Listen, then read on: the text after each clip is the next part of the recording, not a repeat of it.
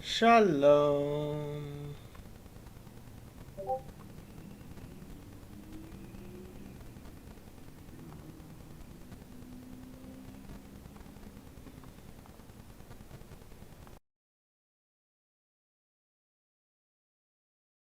Shalom. Okay, hopefully this is working.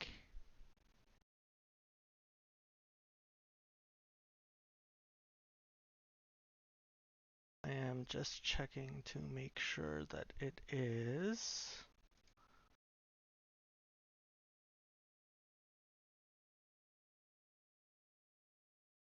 Okay, looks like it is working. So,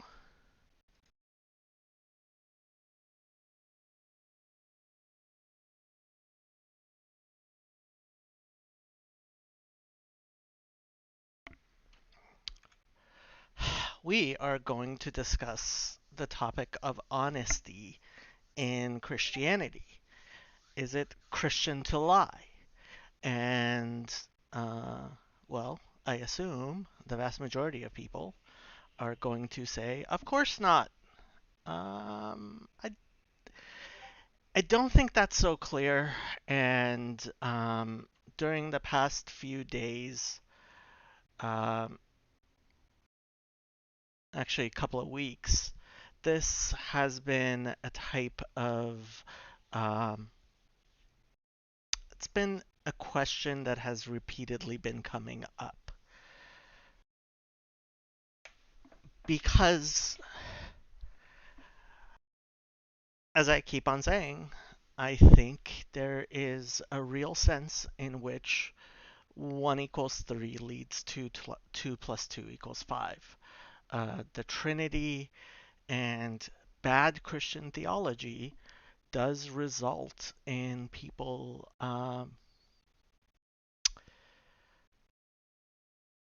being untruthful.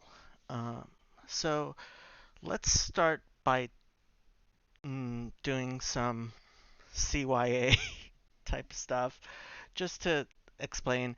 No, I'm not making a straw man of Christianity, and I'm not being one of those new atheist types. This is an actual something to consider, right? So obviously, there's a difference between Christians and Christianity. Christians are human beings, and human beings uh, will be imperfect. We should expect that. We should know that. That's not news. That's not something to make make anybody uh, surprised. And when we talk about Christianity, obviously we're talking about billions of people, and they have different conceptions of Christianity. Um, but in the end, we also have to recognize that Christians are Christian. And what do I mean by that? I mean that Christianity affects who a Christian is, right? So if Christians do certain things more than they would have before they were exposed to Christianity, then that is something that Christianity has engendered in them, right? So we can be nuanced about this. We can understand that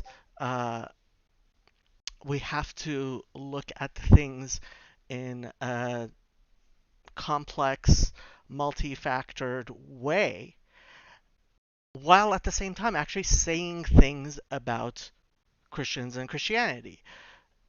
The fact that there are many different types of Christians, or that not everything that a Christian does is uh, representative of Christianity, doesn't mean we can't actually speak about these topics at all, right? We just have to realize all models are false. Some are useless, are useful, sorry, and some are useless.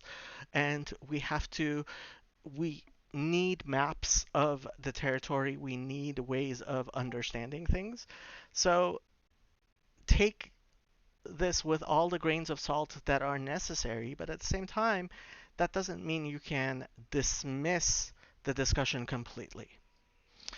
Now, second, we need to talk about what truth is not.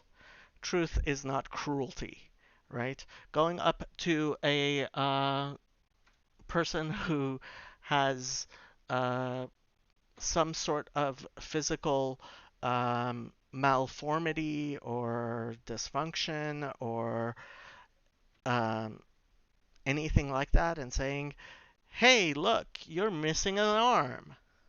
That's not being truthful. That's being cruel. Second, truth is not shameless, and by that I mean going around and bragging about all your sins is not being truthful. That's not being honest. There are things which are private. There are things we don't tell people because we have a sense of privacy and shame. And to some extent, it might not even be shame. For example, I go to the bathroom. You go to the bathroom. We all go to the bathroom. No reason to either deny that or make it the center of the conversation, except when we're discussing these types of things. Uh, so, being truthful doesn't mean being shameless. Truth is not facile literalism. So, what do I mean by that? Um, and to some extent, I have to say that this was one of the things that I wondered about. You know, there there is an anti-Semitic trope of the deceitful Jew. Well, um, I know for a fact that there are parts of the Talmud and Jewish law which talk about deception, and when I was younger and more foolish, um, wondered, hey, is this where this comes from? Because Christians seemingly, ostensibly, are more dogmatic, maybe the word is, about facile literal truth. So Paul van der Kloy will talk about the CRC during the Nazi occupation of the Netherlands and whether or not there was um, a reason to uh, be truthful to the Nazis when they came looking for uh, anyone they were looking for, Jews or not. And the fact is that you can't equate truth with facile literalism. The example that I believe it's from the Talmud, might be from the Midrash, but Abraham would make peace between people by going to so the uh, John Doe in Hebrew is Reuben and Shimon, right? Reuben and Simon. So if Reuben and Simon were fighting, he would go to Reuben and say, Simon really wants to make up with you. And he would go to Simon and say, Reuben really wants to make up with you.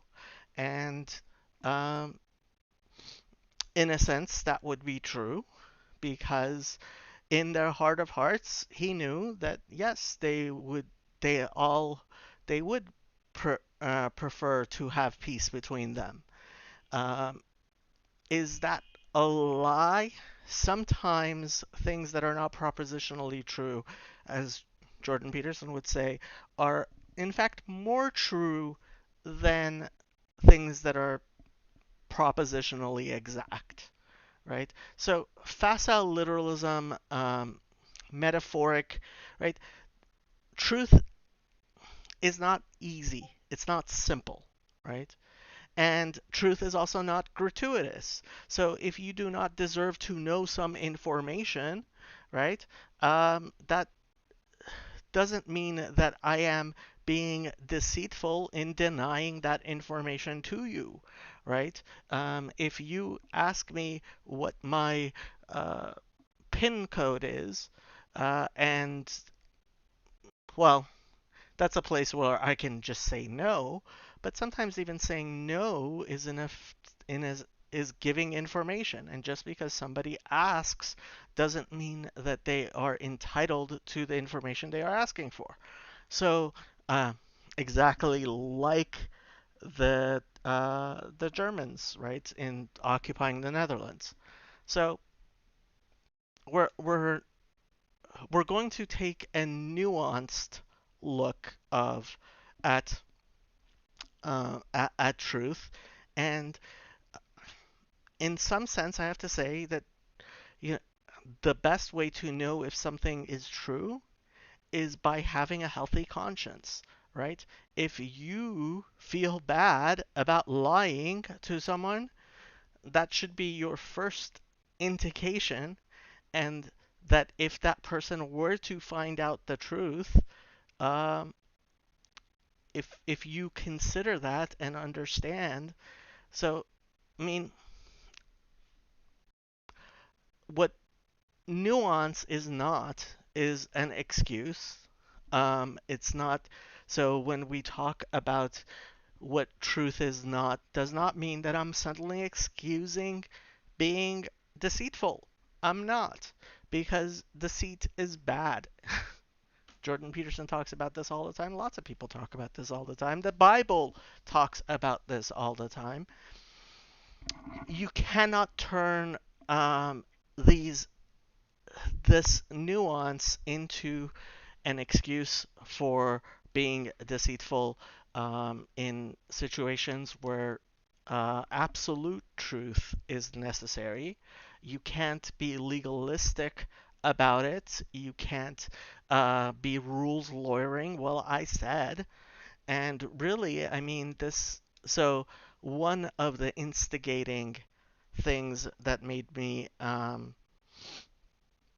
make this video was so recently somebody came onto the channel, started discussing Unitarianism and the Trinity in the comments. I invited him to the Discord server.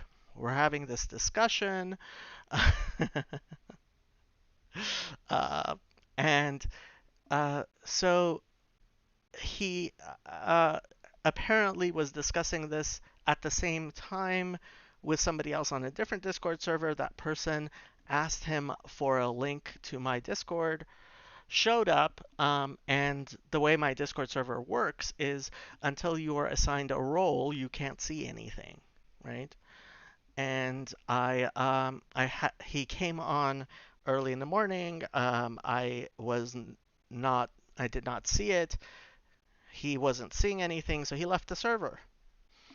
And then later in the day, he came back and he started, he uh, joined the server, and I assigned him a role, and he was able to see, and he starts uh, getting involved in the discussion which we were having. And that discussion was, in fact, I mean, it was obvious that the reason why he was there was because this other person had said something, right? Uh, uh, the comments are fun. Um, I will deal with them later. Um, and so I said, well, are you so and so's ringer? And I mistakenly used the wrong name, but I think it was pretty obvious what I was asking. I was asking, why are you here? And he's like, no, don't know anybody by that name. I'm like, oh, I'm sorry. I meant so and so. Okay. He's like, yeah, I just I asked him for the link because I wanted to be on a Unitarian server. My server's not really Unitarian, but whatever. Um,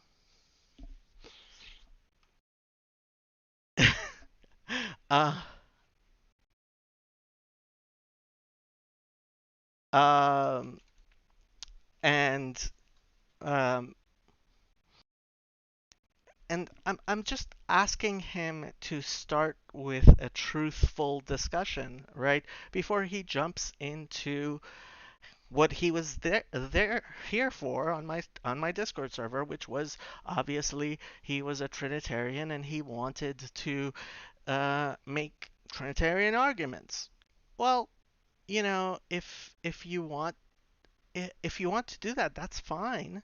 My server is actually pretty wide open. Why? But I'm starting this discussion with him, and I'm like, so why are you here? What are you asking? What do just start with a truthful sentence. And he couldn't bring himself to be truthful. He says, "Oh, I didn't even know who you were half an hour ago." It's like, no, I noticed you came on my server earlier this morning, so you know, it's um,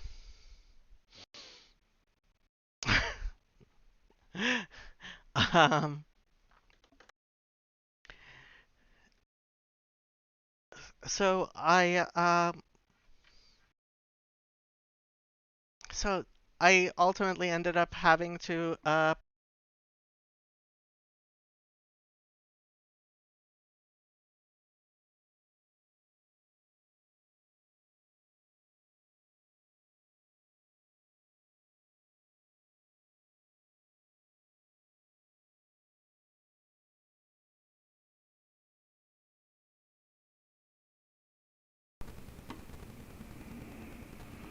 Okay, sorry about that.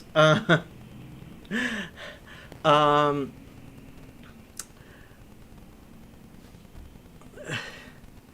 and so hopefully this works. Sorry about that. Um, so I said to him, you know, um, go ahead and at least be truthful. When you're willing to be truthful, then we can have a discussion. But it makes absolutely no sense to me for somebody to come on to my server trying to teach me about the truth of Christianity in a deceitful manner. Just be honest. He's like, I'm here to learn. It's like, no, you're not here to learn. Obviously, he had his very strong opinions, which he was there to missionize. That's fine. Be honest. And honestly, we've been discussing this.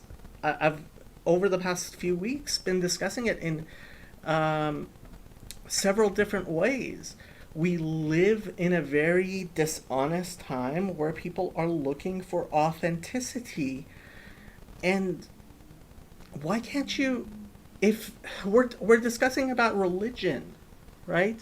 If you can't be honest about your religion, how do you expect, who do you think that you are missionizing, evangelizing for? Whose gospel are you teaching? And honestly, it seems to me that you are teaching the gospel of the deceiver. You are not teaching a gospel of truth. And if you believe Jesus is the Logos, is truth, then why why are you being deceitful in what you do? I was actually talking to somebody else who um, he is a religious Christian, was involved in homosexual relationships, and got involved in some of these ex-gay ministries.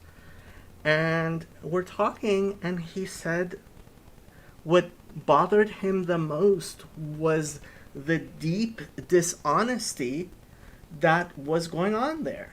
Because there were a lot of people who were saying, you know, if you accept Jesus into your heart, you will stop being gay. There were a lot of people who were saying, I received Jesus into my heart and I stopped being gay. And if that were true, it would be nice. But obviously, for a lot of people, it wasn't true. And they were pretending. Um, uh, and so it's, uh, and he asked me, like, he said, he said that it seems that the dishonesty is very deep, but he didn't think it was theological.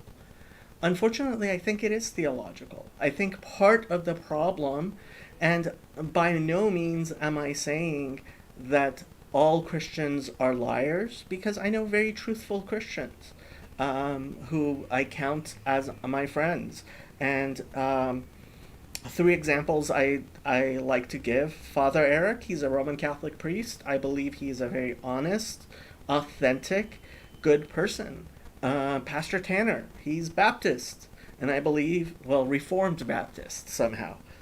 I believe he's an honest person. He doesn't check his brain at the door. He's intellectually curious. Um, my Discord server is not exactly an open forum. That is 100% true.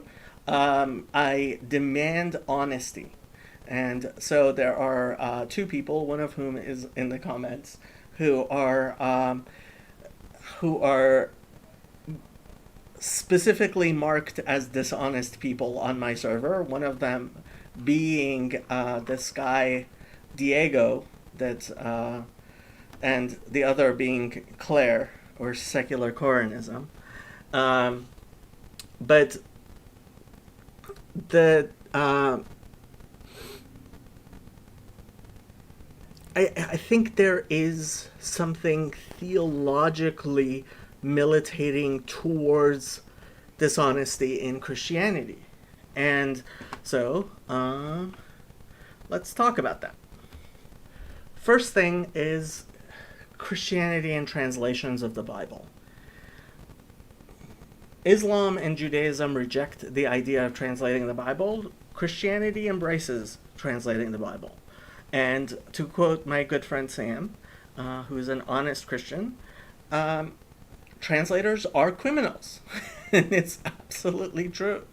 Um, and partially, it not necessarily because they want to be, but because translation itself gives itself to self-deception and deception of others.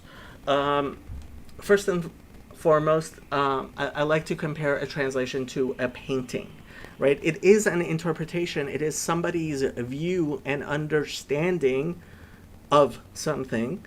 And so whenever I translate a verse from the Bible, I am explaining my understanding of it. By virtue of that fact, I am changing what it is. There's no way that you can translate the Word of God without, in fact, putting your own spin onto it.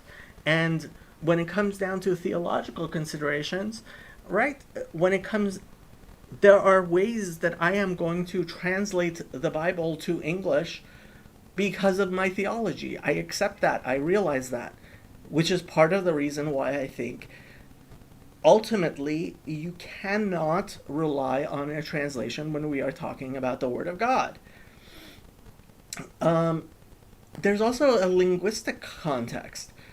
If within Judaism, if you say two things go together like meat and milk, we understand that that's a prohibited combination. That's not something we would put together. Whereas somebody else who may come from a different, might think meat and milk, cheeseburger, delicious. There is a linguistic context to it. And even without that, there's just a question of the underlying text. Yes, the vast majority of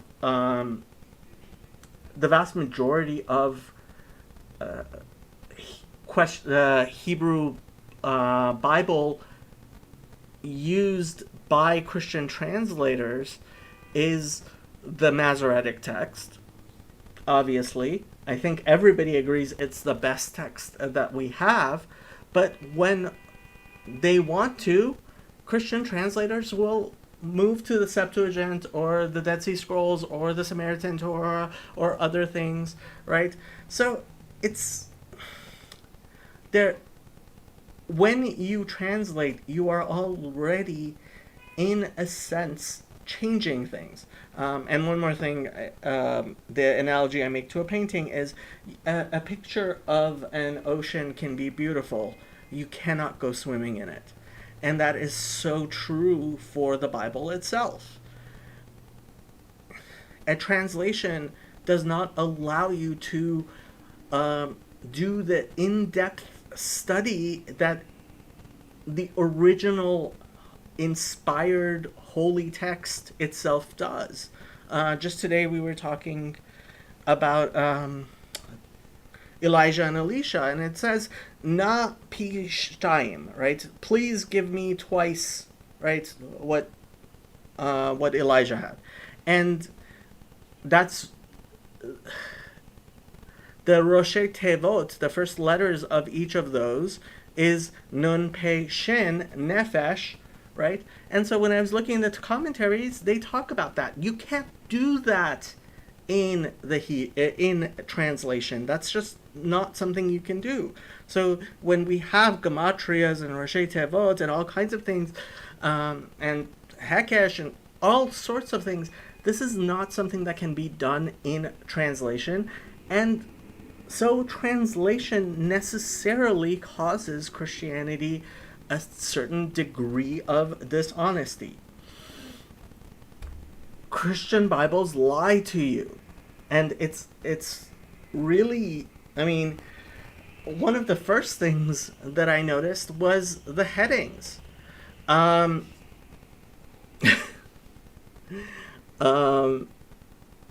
where did these headings come from? I couldn't even find out who first introduced them.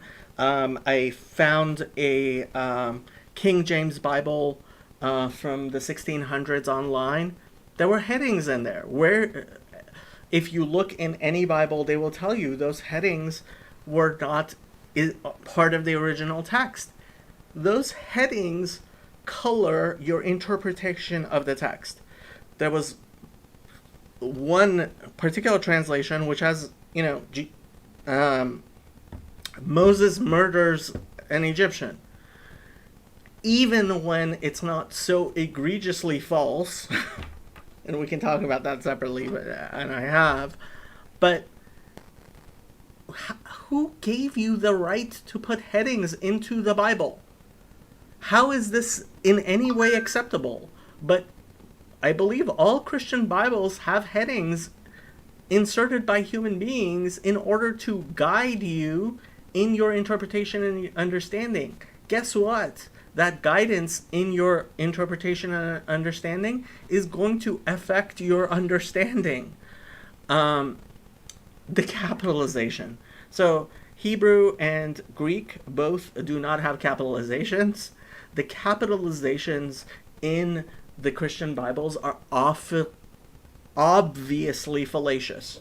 And the way you can tell is you see all the places where they capitalize things so that you think of Jesus, and all the places where they don't use capitals even though it is obviously referring to God. There are many, many places, depends on the translation you're using. I am not aware of a single Christian Bible translation which uses capitalization consistently the way you actually should, would, and could make rules of capitalization. Footnotes, what you decide to put in the footnotes as opposed to the actual text is huge. One thing I noticed, one, so there, Paul Vanderklay mentioned something about a note that he had seen regarding Abraham talking to the angels about the Masoretic text. Like, what are you talking about? And I looked it up, and I believe it's the NIV, which has a very deceptive sounding note which says amendation in the Masoretic text. And what they mean to say is that Rashi says that how the Masoretic text currently is a tikkun sofrim. Not going to get into exactly what that is, but in any case, it's a complete. It was a theological insertion they made of something that Rashi said, which they never bother with Rashi in order to put it into the footnotes so people would think of things in the way that they wanted them to think about. And we might just go into Isaiah 7, but like you see this so much in Isaiah 7. And the style of and the style of writing, when you translate, you have to choose a style and you have to change the style, and that makes a difference. There is no way for a person who is translating from Hebrew to English to translate from Greek to English without homogenizing the style, which helps Christians, unfortunately, misunderstand and think that their Greek Bible is very similar to the Hebrew Bible. When stylistically, when you know the Hebrew, and when you compare it with the Greek even more, you see that no, this is not a continuation of similar text, of similar theology, and that gets homogenized in translation. And there is a certain reason why Christianity had to choose translation, because all at their text is itself in two different languages. It's in the originals are in Hebrew and in Greek, and the attempt to make it either in Greek or in Latin has failed dramatically. So yes, I do think there is an underlying theological problem which causes Christianity to be more deceptive. And so, for particular reasons. One is the Trinity. I'm sorry, when you start with 1 equals 3, you're going to end up with 2 plus 2 equals 5. Obviously, everyone knows quite clearly that 1 is not 3. When you believe in one God and three persons, it's nonsensical, and that nonsensical core to Christianity makes it impossible for Christians to honestly interrogate their faith. The Messiah. The Christian concept of the Messiah is not the Jewish concept of the Messiah. That's obvious. It's not the Hebrew Bible's concept of the Messiah and how the Hebrew Bible addresses the Messiah. That's obvious. When you clearly read the Bible verses in context, so why are Christians constantly proof texting?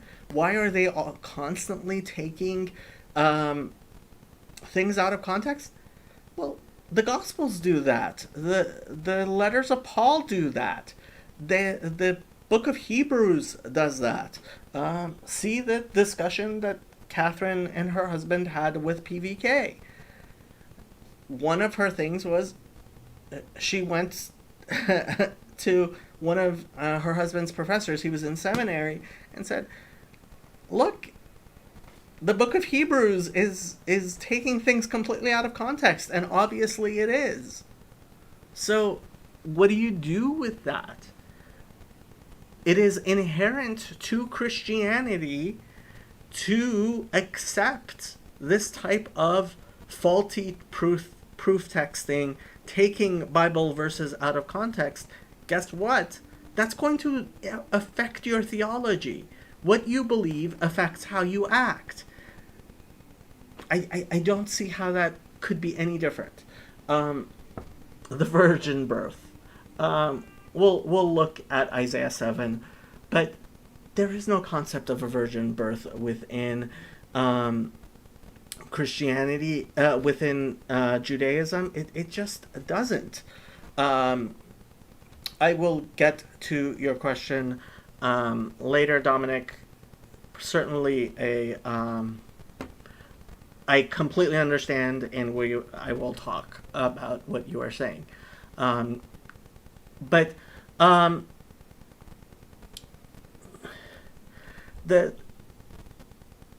and we'll take a look at the virgin birth, but the four gospels, the fact there are four gospels which are trying to describe the same thing, leads Christians to try to reconcile these things in ways that Judaism does not feel it needs to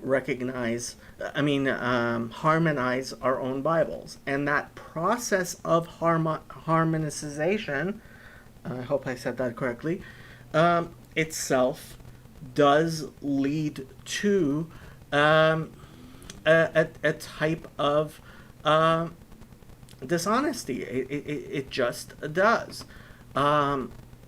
Okay, so let us switch to this. Okay. And just want to point this out. These, and it happens every so little while. A Christian missionary gets found undercover in a Hasidic or otherwise ultra-Orthodox Jewish neighborhood, pretending to be Jewish, and just lying to people. And they feel like this is somehow acceptable behavior. I'm sorry, it's not. It's not in any way acceptable behavior. And you can find Christians talking about how this is not at all acceptable behavior. But you still have evangelicals who do this and who fund this and who support this. It's not acceptable. It's not acceptable in any way. And I think part of that is Corinthians and Paul. I've mentioned this many times. There are Christians who will tell me that it doesn't mean what I understand it to mean, while at the same time there are Christians who will tell me that it means exactly what it means.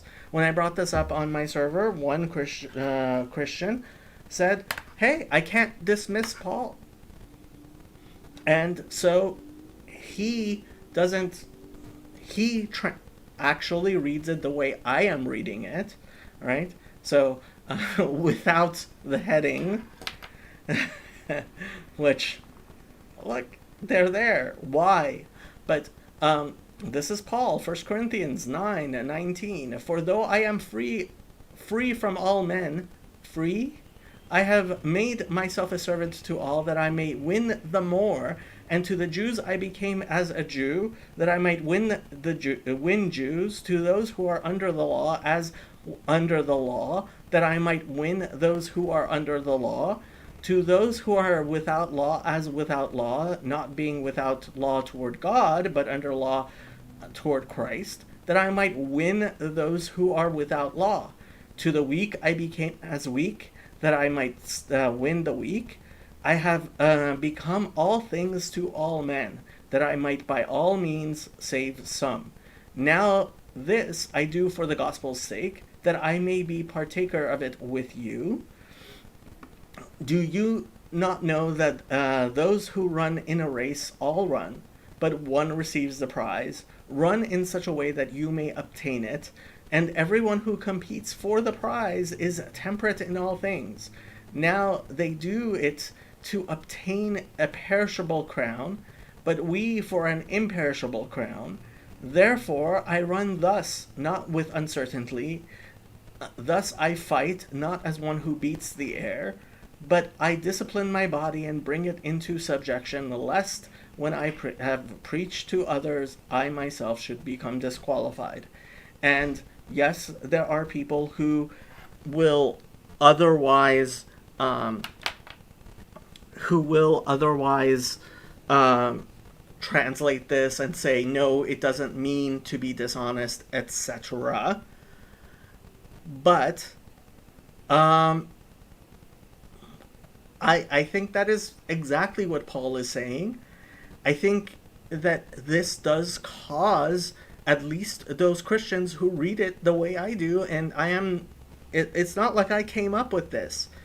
There are Christians who live this way, who point to these verses and say that that's what they are doing. And I'm sorry, this is a problematic text that you do have to, in fact, take into consideration. Um, okay, Isaiah 7. So, when read in context, and maybe we should just read the whole chapter, but uh, when Ahaz, son of Jotham, the son of Uzziah, was king of Judah, King Rezin of Aram and Pekah, son of Remaliah, king of Israel, marched up to fight against Jerusalem, but they could not overpower it. Now the house of David was told, Aram has allied itself with Ephraim, so the hearts of Ahaz and his people were shaken as the trees of the forest are shaken by the wind. Thus the Lord said to Isaiah, go out, you and your son Shear-Yashuv, to meet Ahaz at the end of the aqueduct of the upper pool on the road to the launderer's field. Say to him, be careful, keep calm, and don't be afraid. Do not lose heart because of these two smoldering stubs of firewood, because of the fierce anger of Rezin and Aram and of the son of Remaliah. Aram, Ephraim, and Remaliah's sons have plotted your ruin, saying, let us invade Judah, let us tear it apart, and divide it among ourselves, and make the son of Tabiel king over it. Yet this is what the sovereign Lord says, and this is where Christians start. Well, maybe a little bit more, but yeah, this is the thing. It will not take place, it will not happen. For the head of Aram is Damascus, and the head of Damascus is only Rezin. Within 65 years, Ephraim will be too shattered to be a people. The head of Ephraim is Samaria, and the head of Samaria is only Remaliah's son. If you do not stand firm in your faith, you will not stand at all. Again, the Lord spoke to Ahaz, ask the Lord your God for a sign, whether in the deepest depths or in the highest heights. But Ahaz said, I will not ask. I will not put the Lord to the test. Then Isaiah said, hear now, you house of David. Is it not enough to try the patience of humans? Will you try the patience of my God also? Therefore, the Lord himself will give you a sign. The virgin, and in the notes it says, or young woman, will conceive and give a birth to a son, and he will be and will call him Emmanuel. He will be eating curds and honey when he knows enough to reject the wrong and choose the right. For before the boy knows enough to reject the wrong and choose the right, the land of the two kings you dread will be laid waste. The Lord will bring on you and on your people and on the house of your father a time unlike any since Ephraim broke away from Judah. He will bring the king of Assyria. In that day, the Lord will whistle for flies from the Nile Delta in Egypt and for bees from the land of Assyria. They will all come and settle in the steep ravines and in the crevices in the rocks, on all the thorn bushes and at all the water holes. In that day, the Lord will use a razor hired from beyond Euphrates. I'm not going to read the rest of it, but it's going through the exact same thing.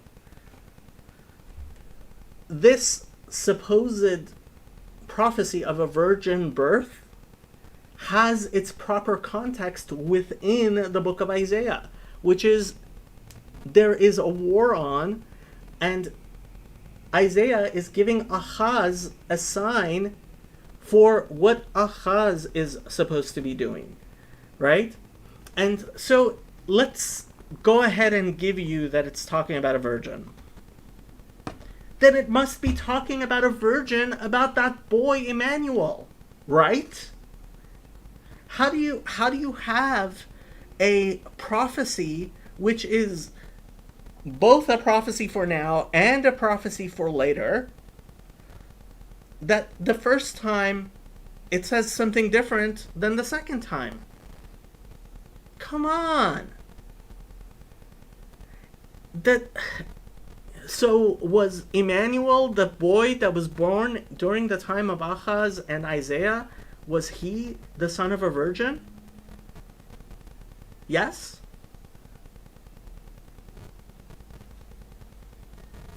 And when you have this type of dishonesty, it's going to go into the rest of your theology. I'm sorry, I just think it does. Okay, now to answer Dominic's question. Dominic, where was that? Judaism also proof texts and has weird interpretations. You shall not boil a young goat in its mother's milk. Don't eat meat and dairy. Bruh. And then he was talking to secular Coranism.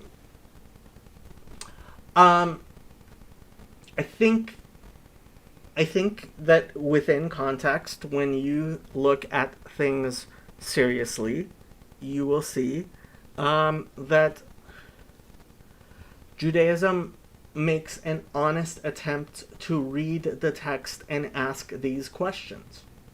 This is part of Talmudic learning. And part of Talmudic learning is actually going through and seeing and asking these questions and honestly interrogating whether your beliefs are in line with the entirety of the Torah. And the reason why Judaism can interrogate itself the way that we actually do, and Christianity really can't, is part of that honesty. I sincerely believe this. And I'm not saying that no Christians truly interrogate their religion. Many Christians do. It is not as acceptable. Certainly, whatever you want to talk about, Dominic, you're always welcome, because honest questions, good questions. But when it comes down to actually interrogating what we are talking about, I think there is a freedom for that in interrogation within Judaism, because we have a real confidence in the truth and in our God. A confidence that I wish Christians had, which unfortunately I don't think many of them do. And when you do have that type of confidence, which, for example, I think Sam and Pastor Tanner and Paul and Father Eric do have. Father Eric says what he believes. He's not afraid of learning something new. He's not afraid of questions. He's not afraid of trying to answer the questions the best that he can, because he has an actual true faith in what he believes. But when you see a culture of fear and censorship, which really does, in fact, exist, you have to see that part of that is an underlying lack of faith. Dishonesty, like this person showed when they came to my Discord server, shows a real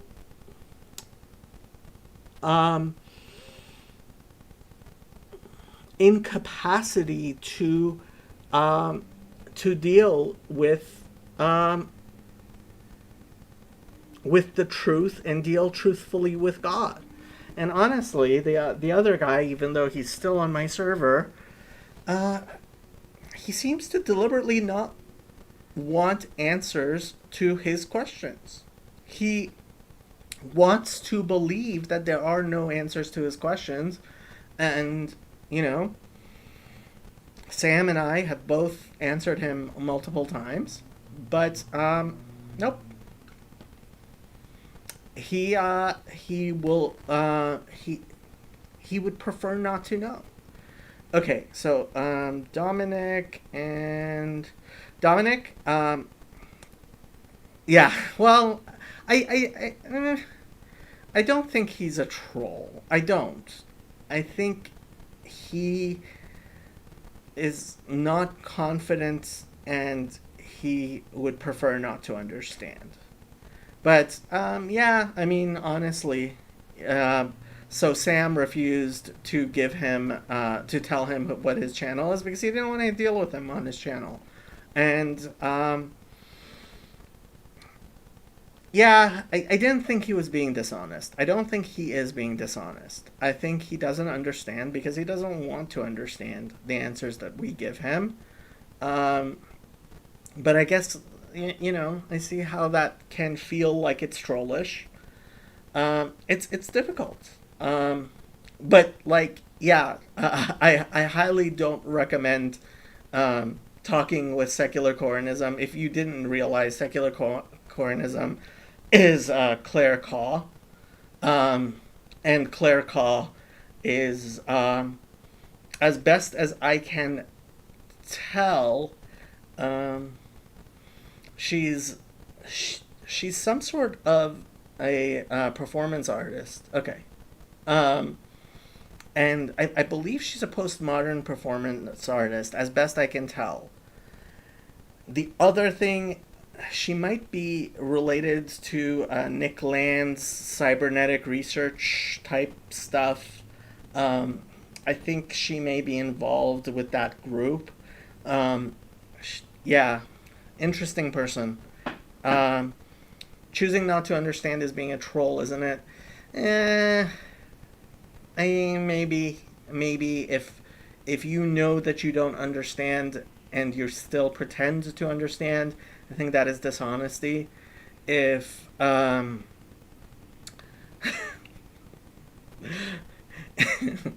if you are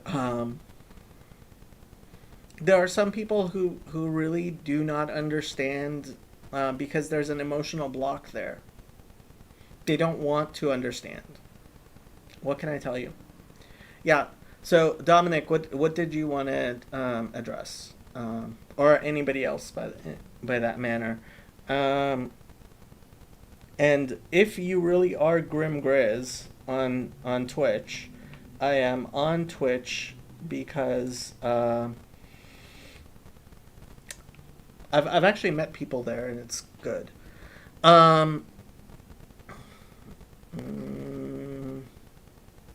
Nice anagram or whatever that's called. Oh, you mean Nefesh and Na Pishtaim? That's Rosh Tevot is, what's that called? It's called an initialism, I believe. Remember, embody. Yes, I agree. Okay, on the dual prophecy thing, don't you believe that Edom, especially in Ovadia, is Rome Christianity? Yeah, but that's not a dual prophecy. I don't see how you would call that a dual prophecy. And I'm not even sure that I would completely discount a dual prophecy. Uh, I don't think there's something necessarily wrong with the idea that there are echoes, uh, within the Bible. The problem is, um, the problem is that there's, well, I don't know. I don't believe any Christian believes that the initial prophecy was about the child of a virgin. Certainly, nobody did, and nobody else did. Um, do you actually believe Romans are Edomites? Isn't that what Black Hebrew Israelites believe? So Black Hebrew Israelites may, in fact, believe that white people are Edomites. There is this whole thing about Edom and right. So Dam is blood, and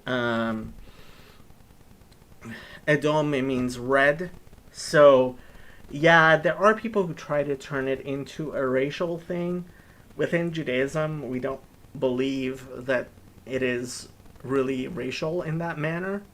So um, the idea that Esav is represented by Christianity and Ishmael is represented by Islam is really old, like thousands of years old in Judaism, and it is pretty universally accepted.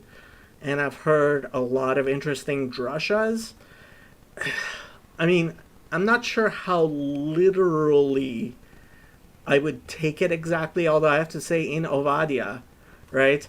The That was actually part of what made me think that it is reasonable to think of Jesus. I believe it's 118 that Jesus might have been Mashiach ben Yosef. Um, but at the same time, for me, I mean, taking there there is a very big difference between what the Bible clearly states and what the Bible does not clearly state. Um, yeah, I mean, a pesher, a dual prophecy, there's nothing, I don't think there's something inherently wrong with a dual prophecy. Um, I think what's wrong is one, we have a very clear rule um, that Ein Hamikra Yotze min Pshuto, right? That the verse cannot, you can't interpret it away from what it is clearly saying.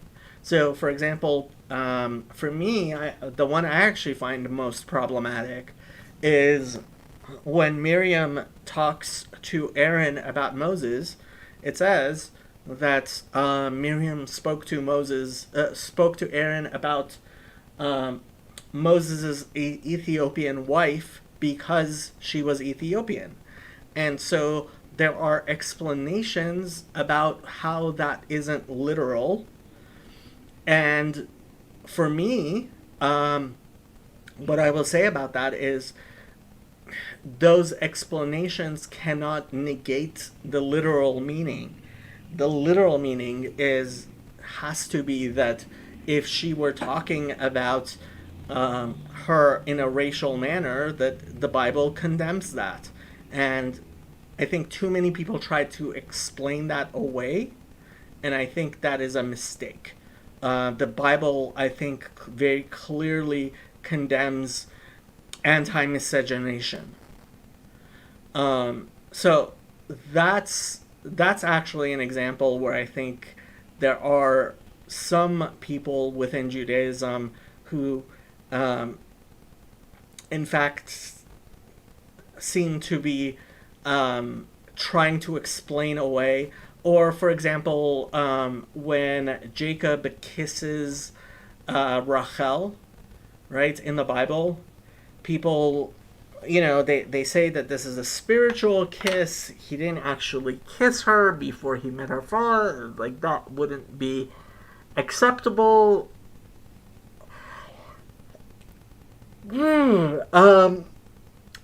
Or better example, Ruvain and his father's concubine. Those things are actually more problematic for me in terms of interpretation, of taking them completely out of their context and saying that it was not literal. Although I have to say, I'm very sympathetic to the idea that the Torah would explain the sins of um, great people in terms of sins which for us would be equivalent, right?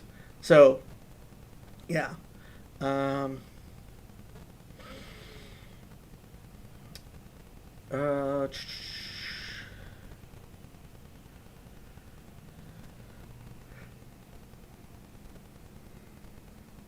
yeah, Claire, I'm surprised you don't know about the Paul is sus people.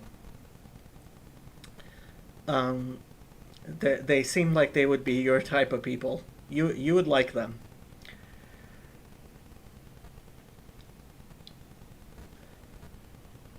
Any other questions, comments, anything?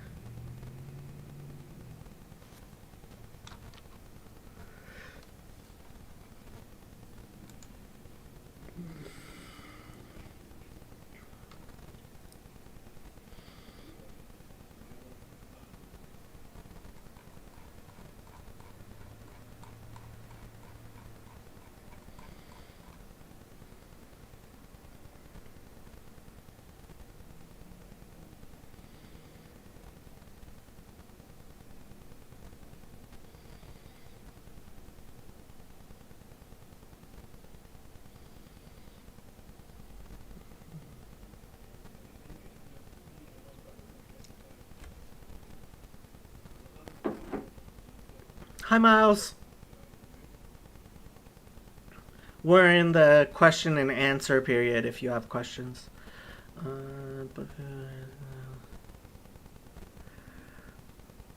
Um, Claire, if you don't know who Nick Land is, I would recommend you look him up. And while, yes, you have very many times said you are not involved with Nick Land and his people, I don't know if I believe you. In fact, I mean, I'm not invested enough to say that you're lying about that, but I don't believe you're a very honest person. So there's a reason why you are restricted on my server. Um, as far as the people, so there is a very large and growing contingent of people on, especially YouTube and the internet, who are some form of Christian, but they reject Paul of Tarsus. Is it okay to lie? No. But some people still don't know and don't want to know. Is the better question to ask, is it okay to be ignorant?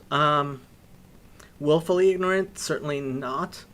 And, I mean, I made this whole video, but I think the question is much more nuanced than a pure yes and no. But I also think, in some sense, Christian theology leads to a level of unacceptable dishonesty. And frankly, I put at least some of that onto Paul.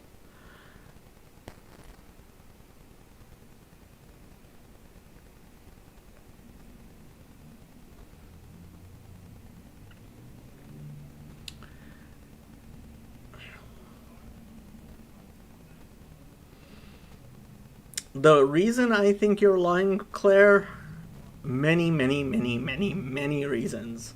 You are a very, very smart person who claims she doesn't understand certain things I'm pretty sure you do understand. And yeah, you're well, let me put it this way. I would much more believe you were truthful if you had been disbarred, but the fact that you're a member of the bar in Great Britain, that makes me really, really suspect. Somebody like you in the United States probably would have been disbarred by now. Especially and in the UK with the things you regularly say, I'm really surprised. I mean, and you've been a member of the bar for a long time. Isn't it true that if you're a member of the bar for 10 years, you can apply for your for your silks? Like, couldn't you become a QC, a Queen's Counsel? And you've been a member of the bar for, I thought, like 6, 7 years already. So, like, you could become a QC and get your silks, right? Um, so, do you have to practice law, or can I mean, how do they know? I thought if you were a member of the bar for 10 years, you would get your silks. Miles says, I think I best learn a lot about Judaism in order to learn about Jesus and to answer him when he asks, who do you say I am? I would agree with that. I keep on mentioning that line in, believe it's in John 10, might be John 5, where, no, I think it is John 10, um, that you,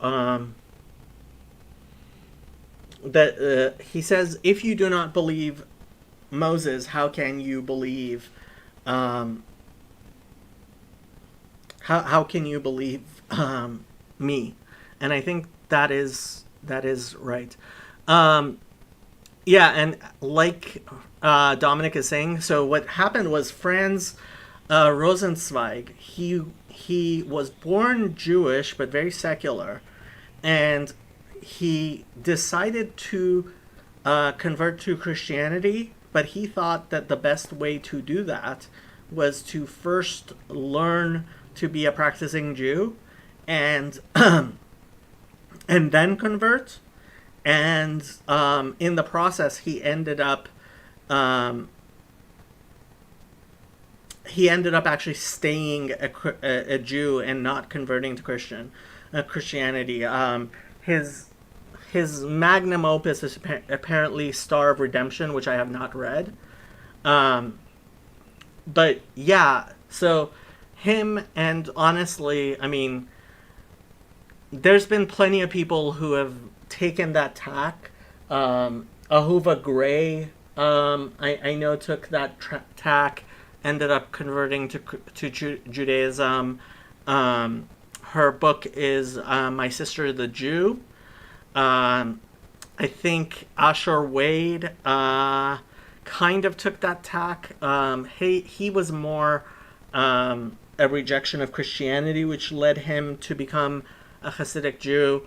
Um, there's lots and lots of people who have and taken that route and ended up converting to Judaism. Um, Claire says, I have never practiced law in the UK. I know you've never practiced law. I know you're not practicing law. But you're a member of the bar. Why haven't you been disbarred? I don't understand why you have not been disbarred. I don't think you would have been able to keep your bar membership in the United States. And from what I understand, it's even more difficult to maintain your bar membership in in the UK. I don't know too much about the UK system, but yeah, it's very suspicious that you have not been disbarred. I mean, you are a member of the bar, I believe. No. Uh, Franz. So Dominic says, I like him, but he tends to have a liberal theology, so he's a turnoff to some people. Yeah, I haven't actually read much about him. I don't think he was very. I mean, I don't think, for example, that he ended up studying Talmud and stuff like that. So, but um, what's his name? Yosef really likes Rosenzweig. Um, and I quote Rosenzweig a lot.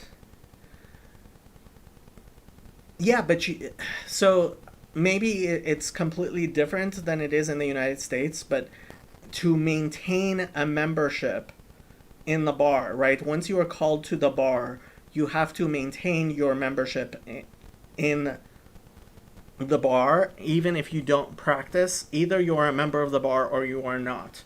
And yes, they do. They very much do bother disbarring people in the United States if they or force them to resign. So Bill Clinton, for example, was forced to resign from the bar. Um,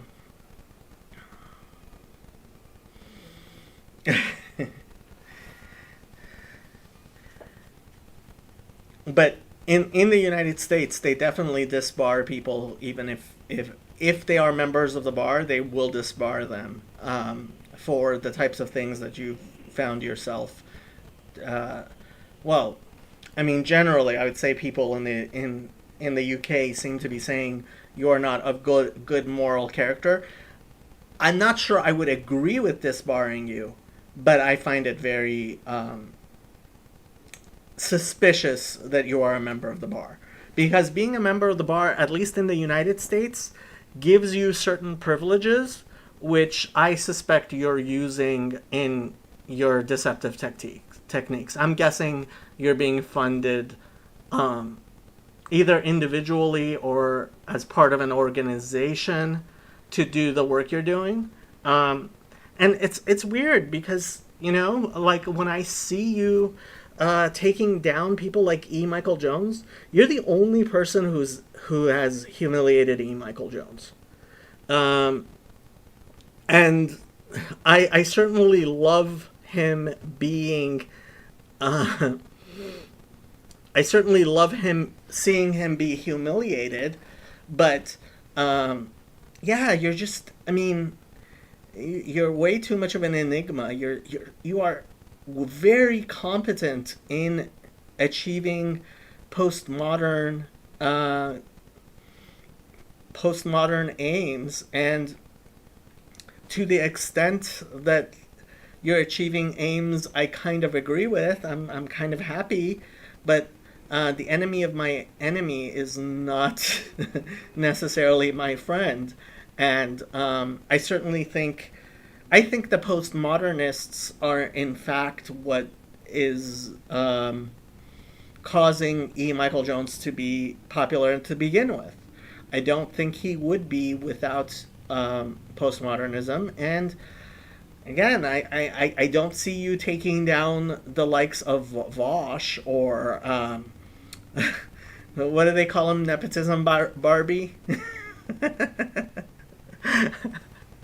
I want to see you go after Nepotism Barbie. That would be great. I would watch that.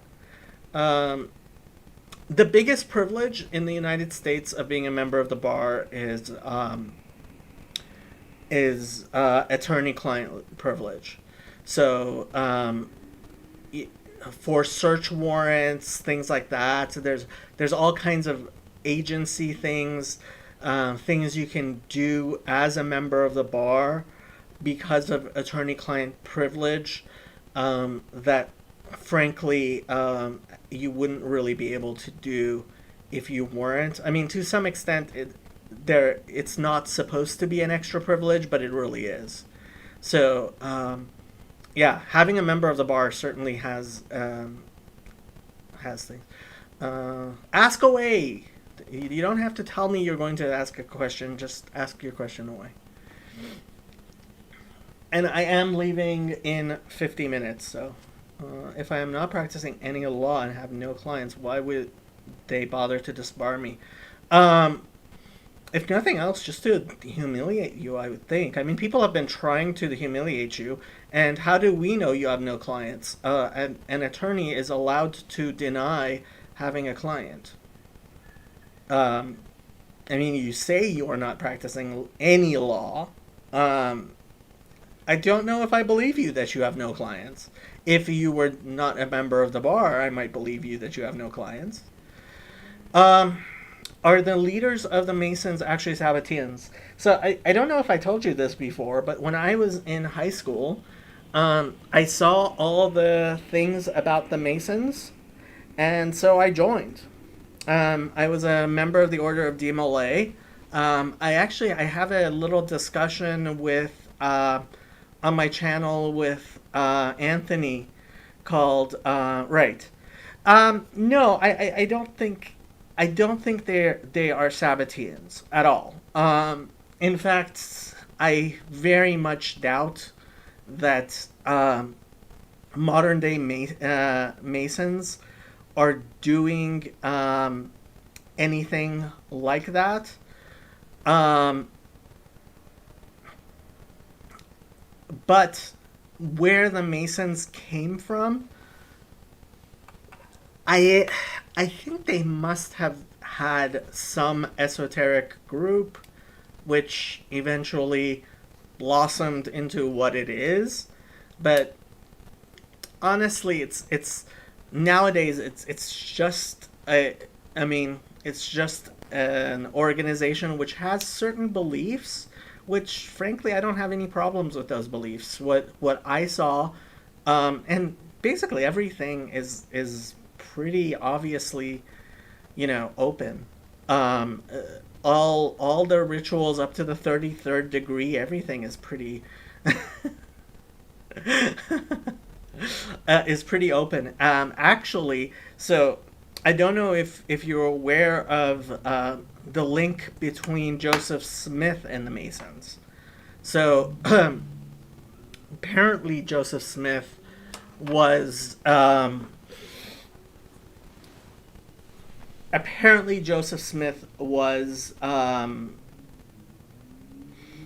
Mason, and he incorporated Masonic rituals into um, the LDS, into the Mormon Church. And so for that, it, so there are people who believe that he was assassinated because of that. But basically, I mean, even I think the Scientologists are um,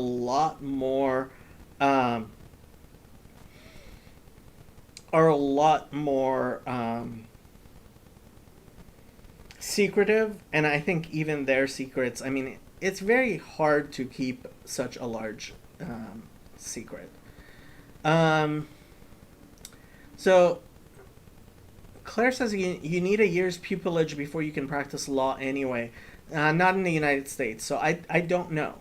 But again, don't you have to pay your annual bar fees to be a continuing member of the bar? You do in the United States, and you have to take continuing education. So I don't know how you are still a member of the bar. In the United States, you being a member of the bar this late in the game of your public career, it's very, very suspicious. If you were not a member of the bar, I would be far less suspicious than I am now. Anti-Semitism is endemic to Christianity anyway. I agree to some extent. I don't think all Christians are anti-Semitic, though.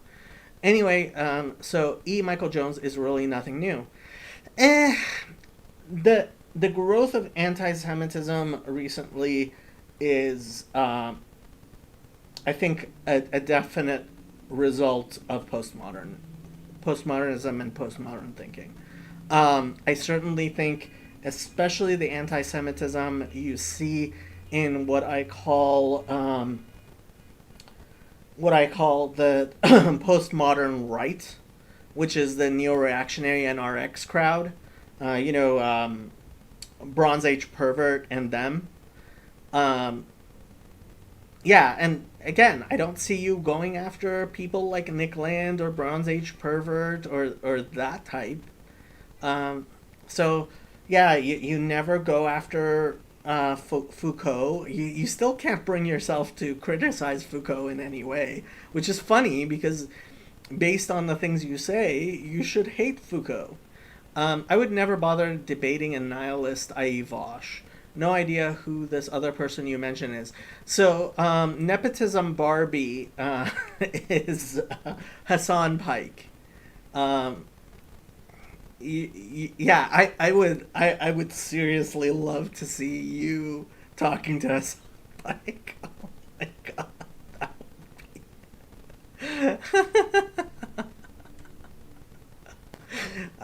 That would be worth it. I am not paying any annual membership for the privilege of practicing, so there is nothing to disbar me from. Mm, I still think they would go after your license. The Wokarati will go after people's licenses regardless, just to prove a point. And you know there are people who hate you enough. There are people who have very much tried to keep you from working, which makes me wonder why they haven't gone after your bar membership. Well, see, that's the thing. She's not serious at all. Like secular Coranism, right? If if Claire was serious, Claire is way too smart to be running around with the name secular Coranism. Um, and she's doing it to get a reaction, a very particular reaction, and she's good at it. Look, I seriously believe Claire is one of the most brilliant artists I have ever met in my life. Probably one of the most brilliant women alive today in the world. I seriously believe that. And if you are dismissing her and her antics as being silly or stupid, I think you're making a profound mistake. Claire is not silly. Claire is not stupid. Claire is a very competent woman who I believe is actually seriously. I mean, I certainly think she's much more effective in her capacity to change the world than I am than I could be. So I have nothing but respect for Claire's capacities.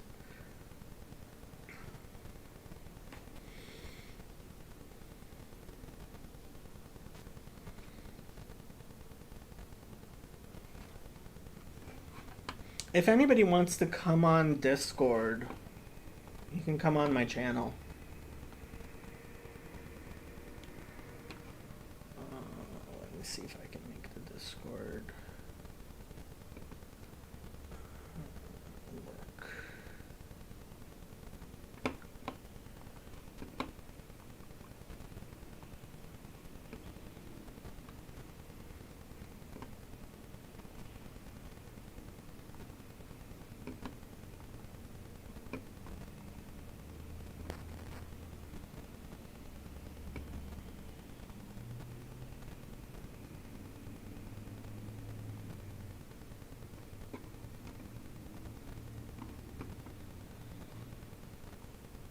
Yeah, so if somebody wants to come on Discord and talk, you can. If you're on my server.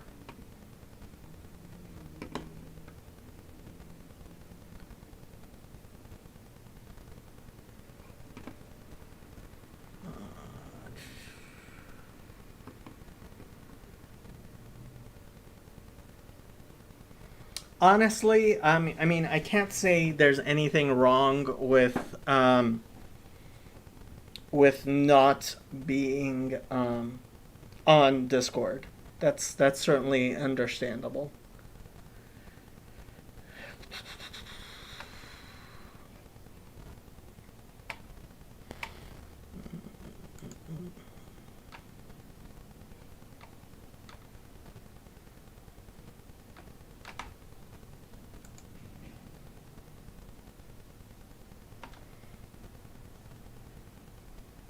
Oh, please like and subscribe, people. Um, Keep on forgetting to say that.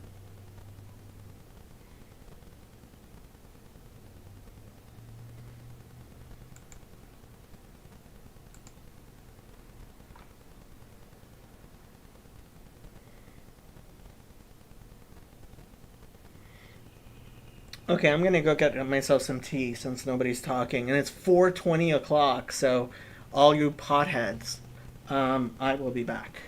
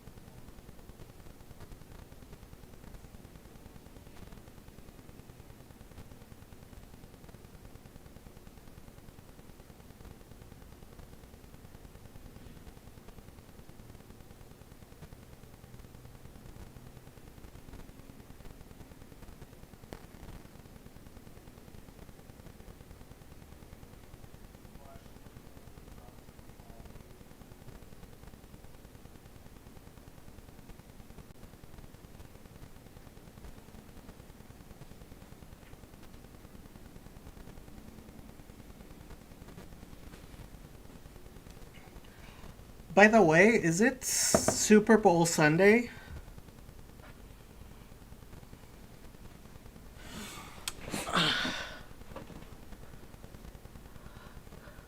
Are you leaving? Blessings of the funny. Um, no, no, no. I was just getting some tea. Bad Oedipus. Now's the time to talk about him now that he's gone.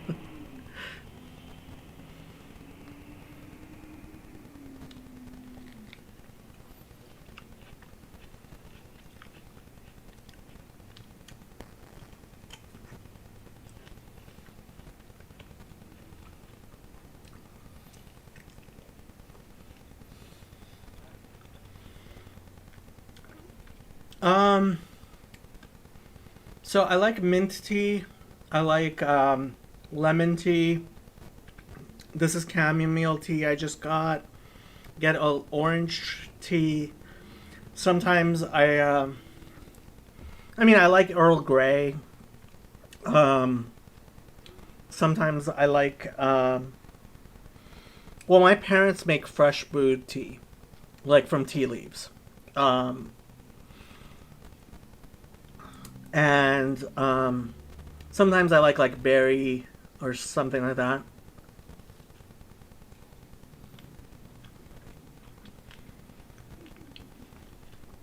Somebody left some fruit in the office break room.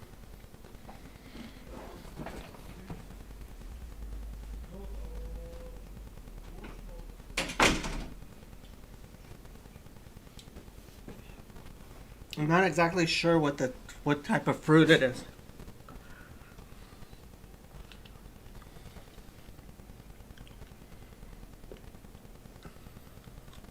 Saffron in tea? That I've never seen.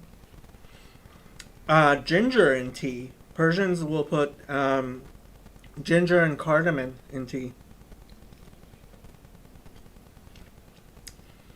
Sometimes my mom puts way too much ginger in the tea. I don't think I've ever had saffron in tea.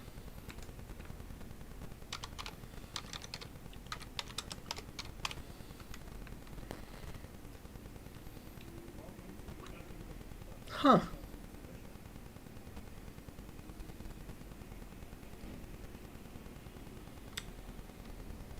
Interesting.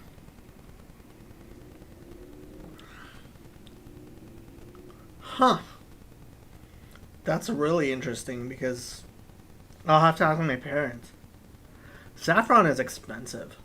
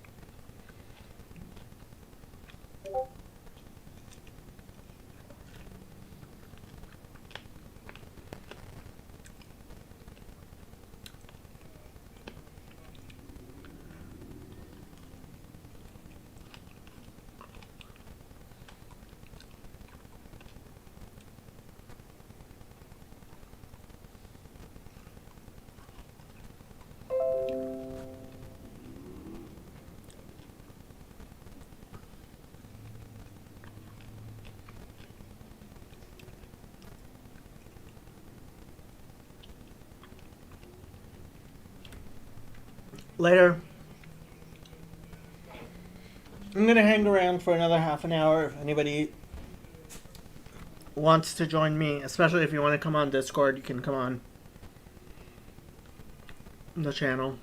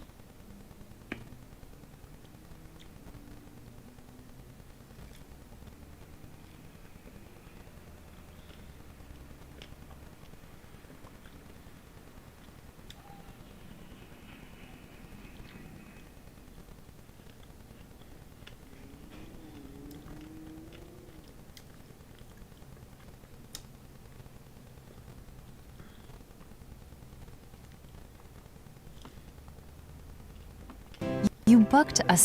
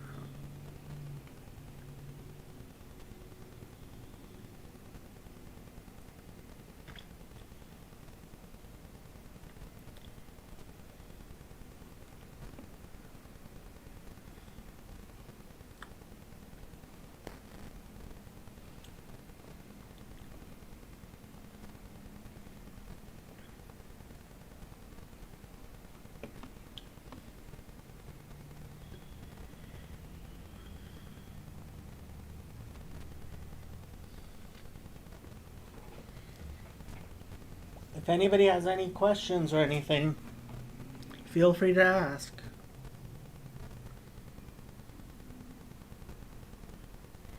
Comments, questions? Or else I'm just gonna read.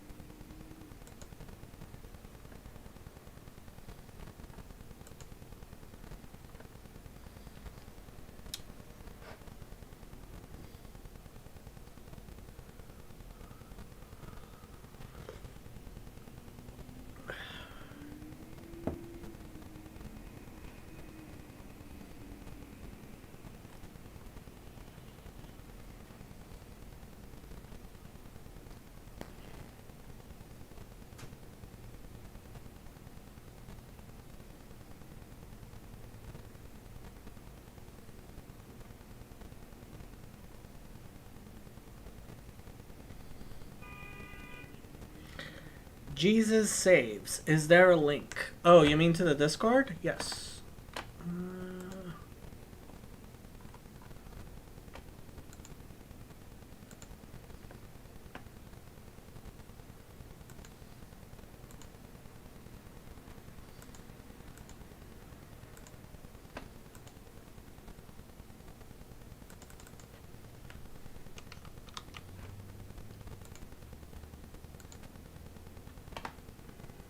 To the stream? I don't know what you mean by to the stream. You're watching the stream. If you want to be on the stream with me, you have to come onto my Discord.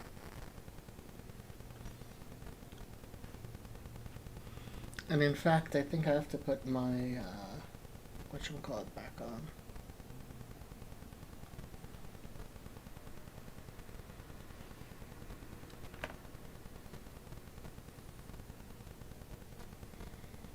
I think.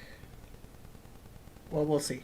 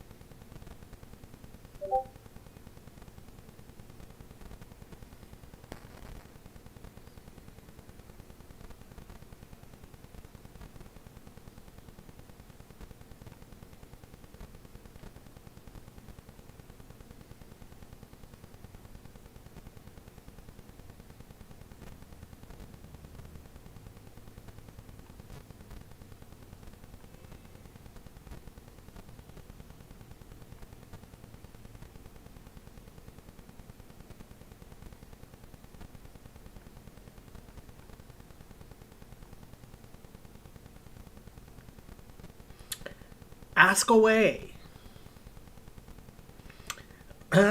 Depends what you mean by theosis. So, um, it is possible for human beings to manifest divinity in the world by doing that which God wants us to do. And as we improve as human beings, we do that more and more. Um, that's participation in divinity and godliness. But, ultimately it's not becoming God.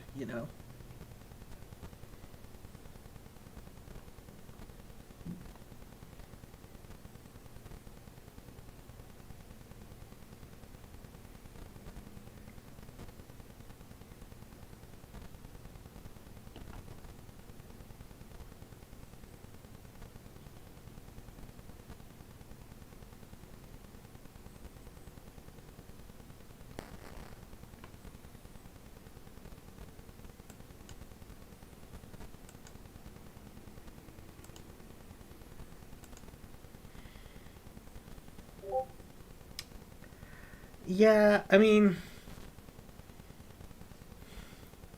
no, not really. Not, I mean, you have the extreme Mormon version where, you become the gods of your own worlds. Um, that definitely no. Um, it's not just the Eastern Orthodox. I think Catholicism has similar type beliefs. And I know, for example, Sam thinks that we will participate in godliness and divinity the way that he believes Jesus does. Um,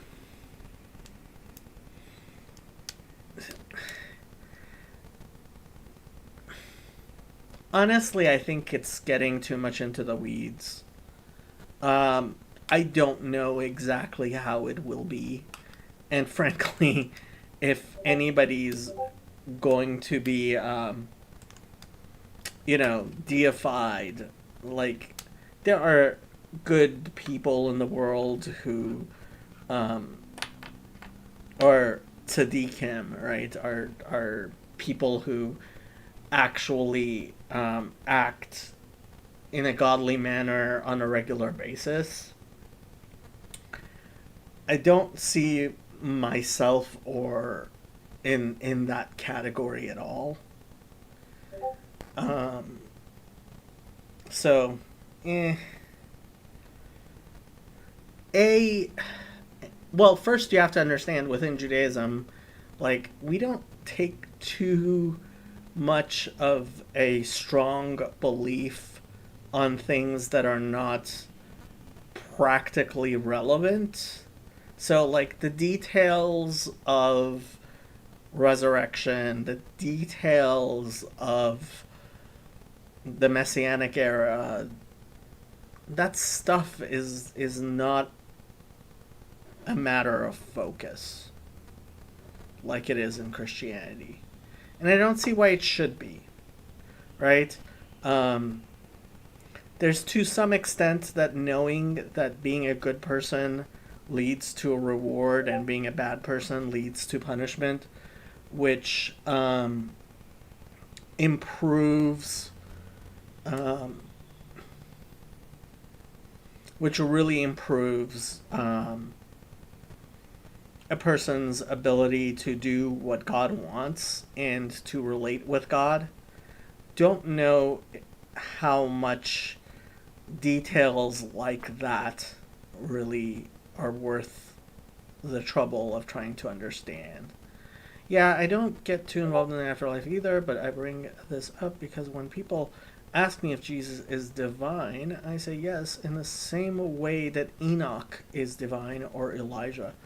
Um, well, Enoch and Elijah didn't really die, although I think you could make more of a. Um, I mean, Enoch clearly, like it says, God took him ve'ineno, so he that was like a bodily assumption into heaven, whatever that means. Um, but ultimately, um,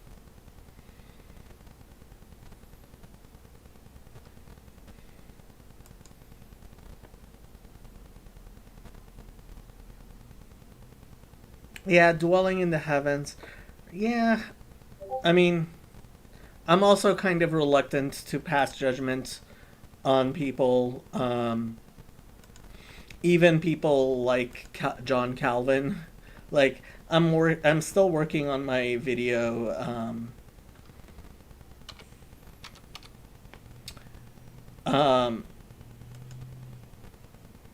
on my video, John Calvin is a murderer, and like first I had to justify within my own mind why I would say something about somebody who's passed away.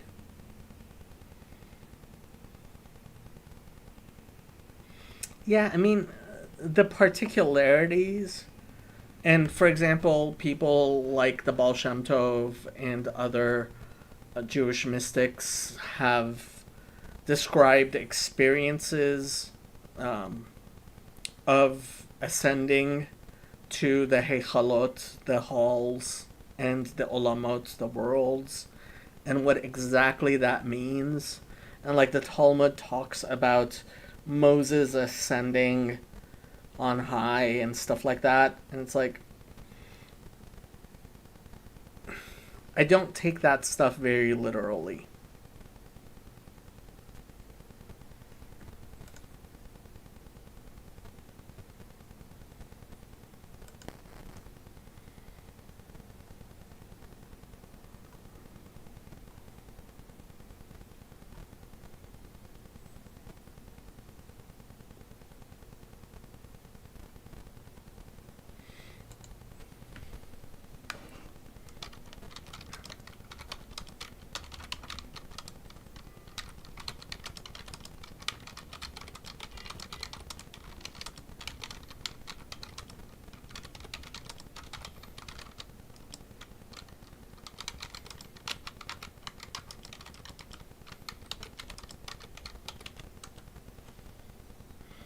Before the Noahide movement, what was the proper way of life for anyone not Jewish if Christianity and Islam and everything else is wrong? Well, first of all, I wouldn't necessarily say that Christianity and Islam and everything else is wrong. Um,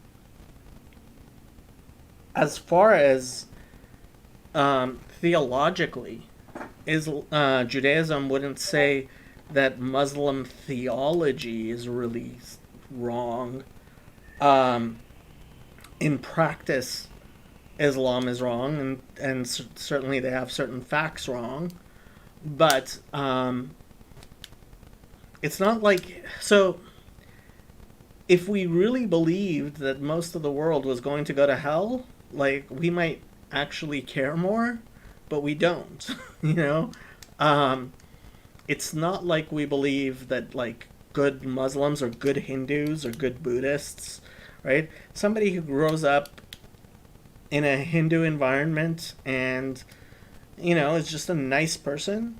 Um, yes, there is to some extent this idea that you should understand that monotheism is superior to polytheism and idolatry is wrong, but it's not like we believe that they're all gonna, that they're gonna go all to hell or something like that.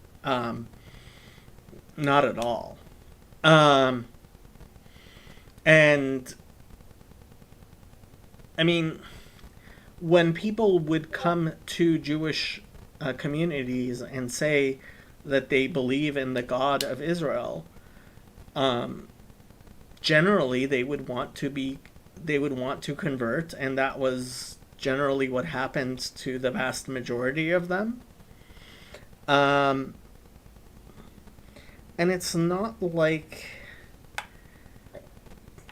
if you're a Unitarian Christian who accepts things like not being cruel to animals, um, and establishing justice, and getting married, having kids, all the normal stuff of being a good person. um,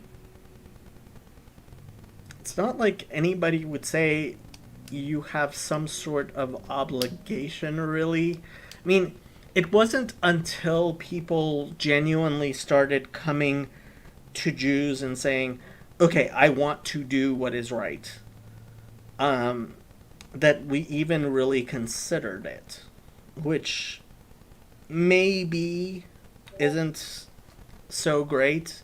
Especially Maimonides seems to have his own views, um, and some people, but like,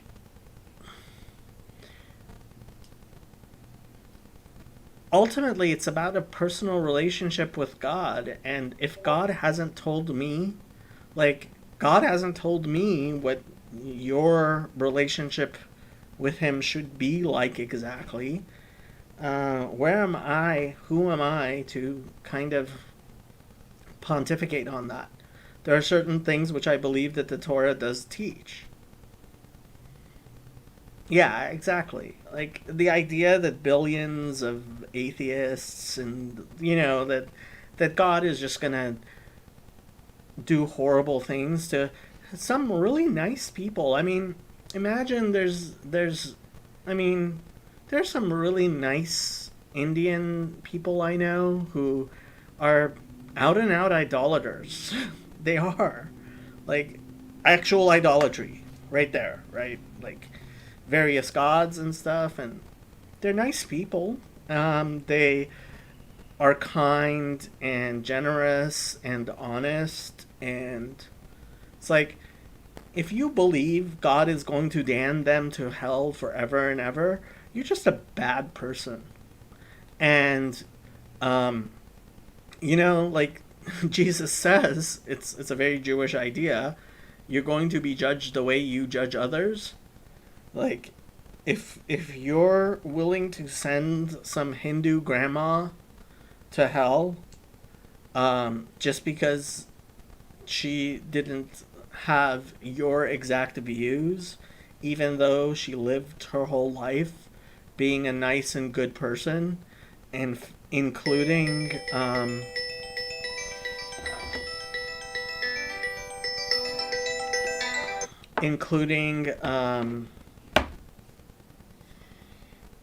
like making sacrifices for the good of others and stuff like that, you're just a bad person.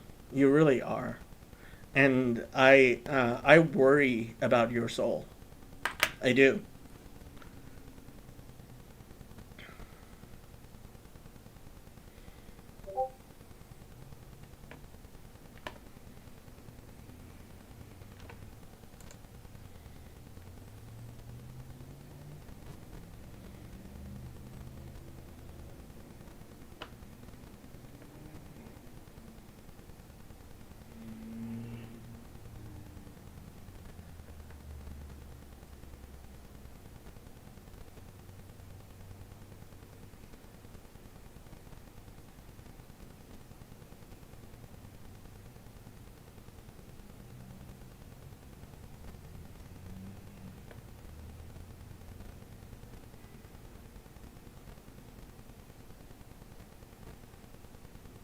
Yeah. So I studied some Aramaic because so the Talmud is in two sections. There's the Mishnah, and then there's the Gemara, which is the proper Talmud. So the Talmud is a commentary on the Mishnah. The Mishnah is in Hebrew mostly. I think there are some words of Aramaic in there. Um, the Talmud is mostly in Aramaic. Um, and so studying Talmud, I learned some Aramaic.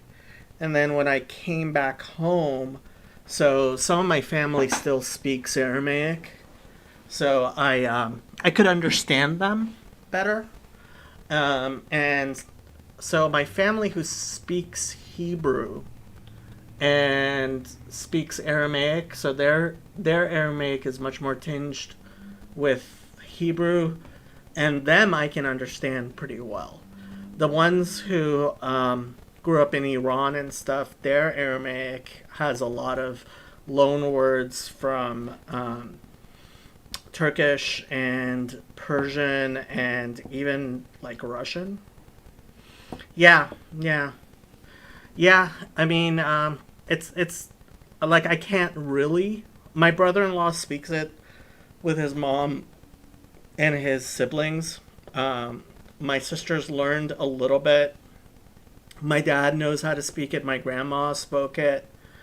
Um, so my sisters in laws speak it a lot more than anybody in my family really does anymore.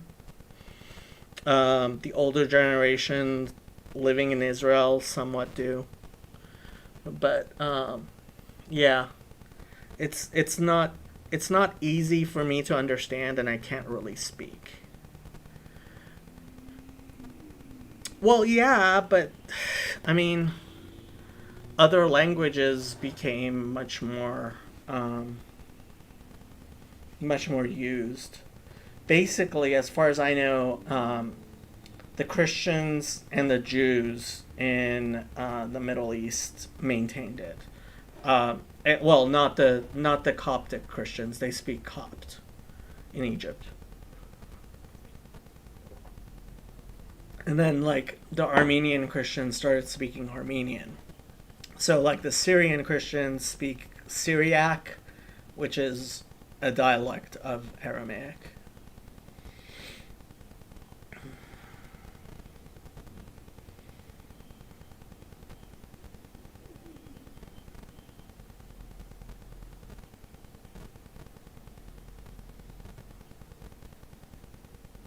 Yeah, yeah. So Eastern Catholics do it in Syriac, and I believe there are Eastern Orthodox that still do Syriac. It's funny, but apparently there are people who assert that the Quran was originally written in Syriac, and that there are Syriac words in there. Don't know. Um, I don't know how different Syriac is from like Talmudic Aramaic. So the Peshitta, I can if it's so there are websites that will display the Peshitta. Um, and in Square Aramaic, the Hebrew in um, the Hebrew letters that we use, Jewish Hebrew letters, right? Um, and I can read that pretty well. Um, yeah, I don't know how true it is. I mean, obviously, um, so Tom Holland seems to also believe that Islam originated in Jerusalem. So when I found that out, that gave it a lot more credibility. He doesn't really talk about it too much. I think he's kind of like reticent, which makes me want to read his book, In the Shadow of the Sword.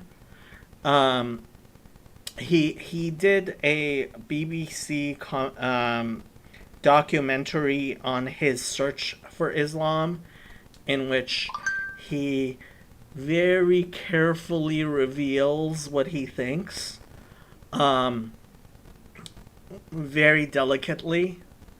But if you were to ask me, he seems to be pretty sure that um, when when the Quran is talk Muhammad and Mecca is actually Jerusalem, and that later when Islam was reconstructed to become the religion that it became, um, things were changed so that it was moved away.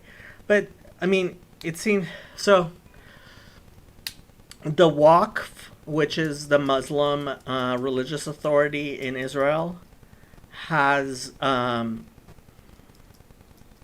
has been very anti-archaeology, and there have been lots of accusations that the Waqf has been destroying things, especially on the Temple Mount. And I always thought that that was part of their kind of like anti Semitism, trying to get rid of Jewish things. But it actually appears to be more of an issue with uh,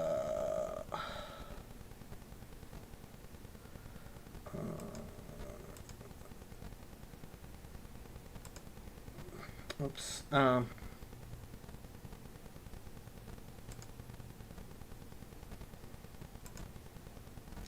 So, yeah, Jay Smith and Dan Gibson have done a lot of research on Islamic archaeology, saying that they destroy things to cover up historical inconsistencies. Yeah, it really does seem like I've pretty much become convinced that Islam is just what's left of the Ebionites.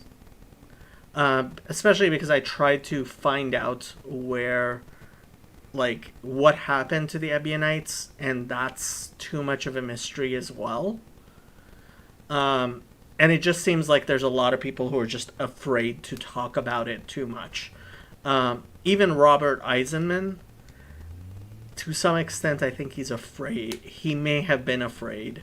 Not sure.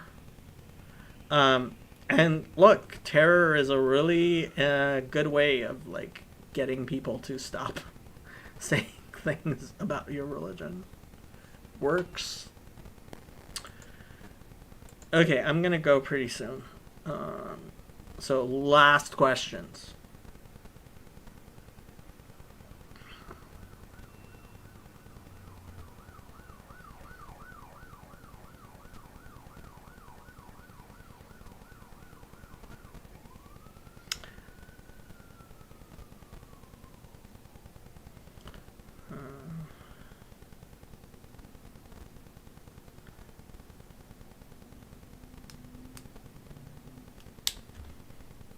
Later.